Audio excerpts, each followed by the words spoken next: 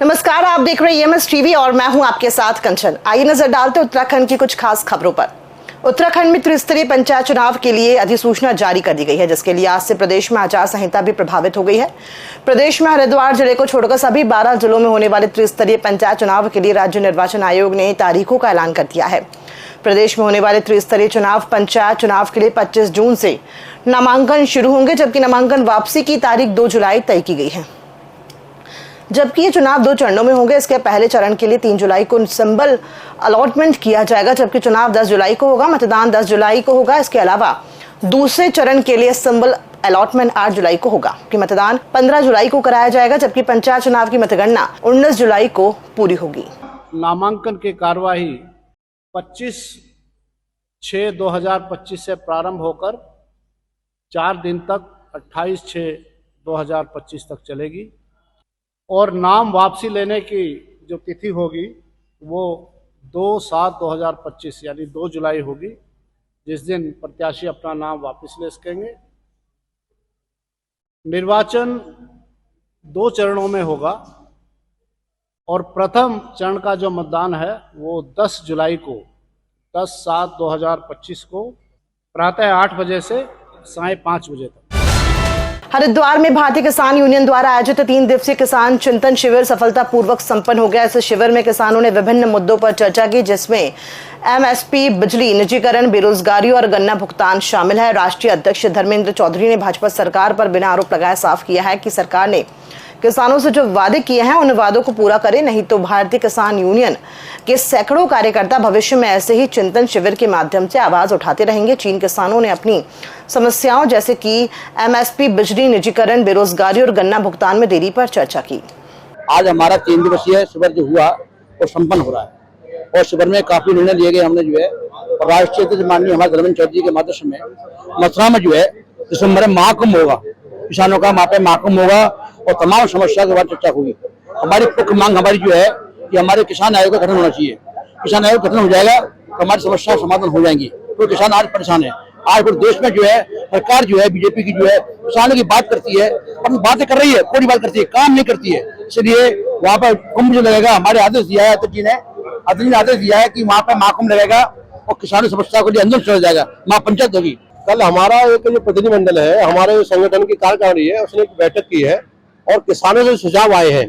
उसको लेके हमने ये निर्णय किया है कि हमने जो अपना ज्ञापन माननीय हमारे जो भाजपा के राष्ट्रीय कोषाध्यक्ष हैं नरेश बंसल जी और उत्तराखंड के मंत्री जी थे, उनको ज्ञापन दिया है जिससे कि सरकार तक हमारी बात पहुंच सके।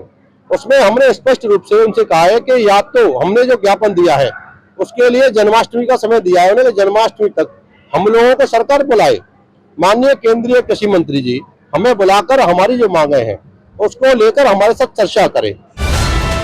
मानसून सत्र शुरू होने के बाद पहाड़ी इलाकों में बरसात के समय नदी नाले उफान पर आ जाते हैं। आपदा का खतरा बन जाता है। बढ़ती गर्मियों और वीकेंड का सीजन, जिसकी वजह से लोगों ने पहाड़ों का रुख करने के बाद पहाड़ों को गुलजार किया, लेकिन मौसम का मिजाज बदलने पर है। पहाड़ों में बारिश भी हो रही है। बाहरी राज्यों से आने वाले पर्यटकों ने घर वापसी का रुख किया है। महानगर काशीपुर, जो कुमाऊं का प्रवेश द्वार भी माना जाता है, ये नगर विश्व विख्यात जिम कॉर्बेट, कैचीधाम, नैनीताल, गरजिया मंदिर और अनेक पर्यटन स्थलों के साथ धार्मिक स्थलों को भी जोड़ता है। महानगर काशीपुर में पर्यटकों की वापसी आने की भीड़ देखी जा सकती है, जिसके चलते महानगर में जाम ना लग पाए। ट्रैफिक पुलिस कड़ी धूप और गर्मी में लगातार ड्यूटी निभाते नजर आ रहे हैं।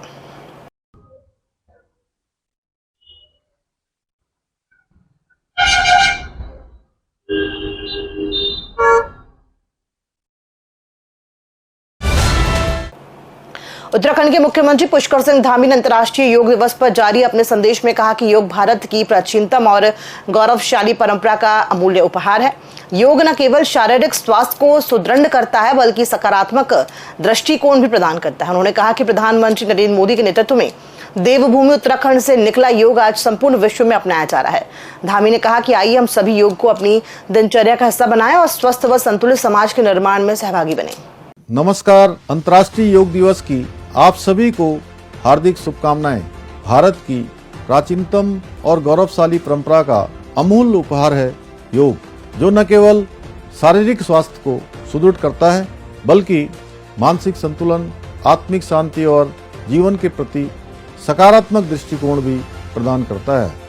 आज जब पूरा विश्व तनाव, अवसाद और जीवन शैली से जुड़ी अनेक चुनौतियों से जूझ रहा है, तब योग एक प्रभावशाली समाधान के रूप में सामने आया है। देवभूमि उत्तराखंड की पुण्य भूमि ऋषिकेश और हरिद्वार योग की वैश्विक राजधानी के रूप में स्थापित है, जहां से योग का यह संदेश पूरी दुनिया में पहुंचा है। आदरणीय प्रधानमंत्री श्री नरेंद्र मोदी जी की प्रेरणा स्वरूप आज योग न केवल भारत में बल्कि विश्व भर में अपनाया जा रहा है। यह हमारी सनातन सांस्कृतिक विरासत की स्वीकार्यता और उपयोगिता का प्रमाण है। परमार्थ निकेतन गंगा तट पर आज भव्य रूप से विश्व के 25 से अधिक देशों के राजदूतों और उच्चायुक्तों की गरिमामय उपस्थिति में 11वें अंतर्राष्ट्रीय योग दिवस पर कॉमन योग प्रोटोकॉल का अभ्यास परमार्थ निकेतन के अध्यक्ष स्वामी चिदानंद सरस्वती जी और साध्वी भगवती सरस्वती जी के सानिध्य में आयोजित किया गया। इस वर्ष अंतर्राष्ट्रीय योग दिवस की 11वीं वर्षगांठ एक पृथ्वी एक स्वास्थ्य के लिए योग की थीम के साथ मनाई जा रही है। स्वामी चिदानंद सरस्वती ने कहा कि जब हम स्वयं का ध्यान रखते हैं तब हम पृथ्वी का भी ध्यान रखना शुरू करते हैं।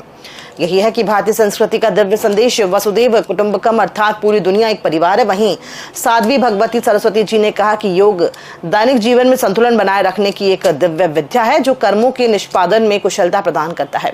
यह योग की वास्तविक सार्थकता का संदेश देता है। योग केवल शरीर को लचीलापन देने वाला व्यायाम नहीं बल्कि यह जीवन जीने की एक शैली है। ये मन, शरीर और आत्मा के बीच सामंजस्य स्थापित करता है जिससे व्यक्ति हर परिस्थिति में संतुलन बनाए रखता है। योग भारत की एक अनमोल धरोहर है। ये हमारी आत्मा की शक्ति, हमारी संस्कृति का एक जीता जागता उदाहरण है। योग हमें हमारे ही शरीर, मन और आत्मा से जुड़ने का मार्ग दिखाता है। योग केवल व्यायाम नहीं, ये भारत की आत्मा की आवाज है। एक ऐसा सनातन उपहार आज पूरे विश्व को एक सूत्र में जोड़ने की सामर्थ्य रखता है। योग खुद से जुड़ने के लिए, सबसे जुड़ने के लिए, उस सृष्टा से जुड़ने के लिए बहुत बड़ी शक्ति देता है। महामहिम राष्ट्रपति द्रौपदी मुर्मू ने देहरादून में 11वें अंतर्राष्ट्रीय योग दिवस का शुभारंभ करते हुए योग को भारत की चेतना और विरासत का केंद्र कहा और उसे भारत की सॉफ्ट पावर का भी सशक्त उदाहरण बताया। महामहिम राष्ट्रपति ने कहा कि योग एक व्यक्ति को दूसरे व्यक्ति से, एक समुदाय को दूसरे समुदाय से और एक देश को दूसरे देश से जोड़ने का काम करता है। दुनिया भर के लोग इससे लाभान्वित हो रहे हैं। योग की अंतर्राष्ट्रीय लोकप्रियता के अनेक प्रभावशाली उदाहरण हैं। इस वर्ष अप्रैल में कुवैत की शेखा ओली जावर अल सबाह को पद्मश्री से सम्मानित किया गया। वो एक योग अभ्यासी है जो अपने प्रयासों से संस्कृतियों और लोगों को जोड़ने का काम कर रही है। अंतर्राष्ट्रीय योग दिवस के अवसर पर राजधानी देहरादून में केंद्रीय संचार ब्यूरो और महिला पतंजलि योग समिति के सहयोग से 2 दिवसीय योग शिविर आयोजित हुआ जिसमें भारी संख्या में लोगों ने हिस्सा लिया। केंद्रीय संचार ब्यूरो के उपनिदेशक डॉक्टर संतोष आशीष ने कहा कि हमने योग से संबंधित चित्र प्रदर्शनी और छात्र छात्राओं के बीच विभिन्न प्रतियोगिताओं का भी आयोजन किया। वहीं इस कार्यक्रम में कैंसर पीड़ित रह चुकी पुष्पा पांडे ने भी हिस्सा लिया, जिन्होंने कहा कि कीमोथेरेपी के दौरान मैंने अनुलोम विलोम किया, इसके बाद मुझे कोई अन्य दवाई नहीं लेनी पड़ी। जो हमारे पतंजलि के संस्थापक हैं, हमारे स्वामी रामदेव जी, उन्होंने विश्व स्तर तक इस योग को पहुंचाया है और प्रधानमंत्री नरेंद्र मोदी जी जिन्होंने इसको हमारे संघ में रखकर अंतर्राष्ट्रीय स्तर पर इस दिवस को मनाने की पहल की और आज ये दिवस अंतर्राष्ट्रीय त्योहार की तरह मनाया जाता है। 2017 में मुझे कैंसर डॉक्टरों ने बताया था, फिर मैं मेदांता गुड़गांव में ऑपरेशन कराया, 6 कीमो हुए और कुछ हार्मोन थेरेपी उन लोगों ने दिया मुझे। उसके बाद मेरी कोई भी मेडिसिन नहीं चली है, लेकिन कीमो के दौरान मैं लगातार 3 घंटे तक अनुलोम विलोम करती थी। मुझे किसी तरह की कोई ना हार्ट से संबंधित परेशानी हुई, ना लंग से कुछ परेशानी नहीं हुई। उसके बाद मैं पतंजलि योगपीठ गई और वहाँ से डिटॉक्स कराया बॉडी और अभी तक मैं अनुलोम विलोम सुबह 1 घंटा, दोपहर में 1 घंटा और शाम को 1 घंटा करती हूँ और कपालभाति सुबह केवल 1 घंटा करती हूँ और सारे आसन करती हूँ। एक भी दवा नहीं खाती, टोटली नेचुरोपैथी को अपना रखा है। बाल डाई करना छोड़ दिया, नेल पॉलिश लगाना छोड़ दिया, पैर रंगना छोड़ दिया, नंगे पैर चलती हूँ। उत्तराखंड के सर्दियों में ठंडे पानी से नहाती हूँ मैं। खबरों में फिलहाल इतना ही, दीजिए इजाजत, नमस्कार।